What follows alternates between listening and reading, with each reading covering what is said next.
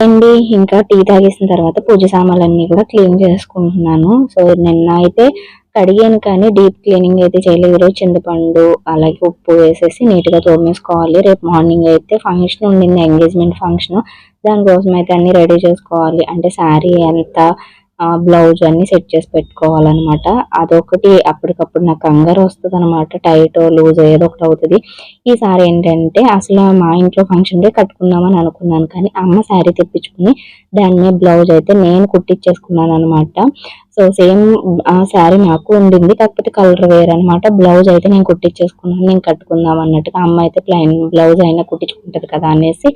So function కదా అంటే ఇంకా అన్ని కట్టుకున్న శారీసే ఉన్నాయి. ఆఫ్ కోర్స్ కట్టుకున్న శారీస్ కట్టుకోవచ్చు. ఎందుకో నాకు కట్టుకోవాలనిపించేసి ఇంక తెప్పించేసుకుని కుట్టించేసుకున్నాను నేను. అది వర్క్ చేయించాను, అమ్మ అయితే కుట్టేసి పంపించేసింది. ఈ శారీకి అయితే ఇప్పుడు కుచ్చులు వేయాలి. హాఫ్ ఏమో కట్ చేసేసింది జిగ్జాగ్ చేసేద్దాం అనేసి. కాకపోతే నేను వద్దు, నేను ముడులు వేసుకుంటాను అనేసి కూర్చొని ఇప్పుడైతే ముడులు వేసుకుంటున్నాను టీ తాగేసిన తర్వాత. టీవీ చూస్తూ ముడులు అయితే వేసుకుంటున్నాను. సో బద్ధకం లేకుండా అన్ని పనులు పర్ఫెక్ట్ గా కంప్లీట్ అవ్వాలని కోరుకుంటున్నాను. అంతే. వీడియో నచ్చితే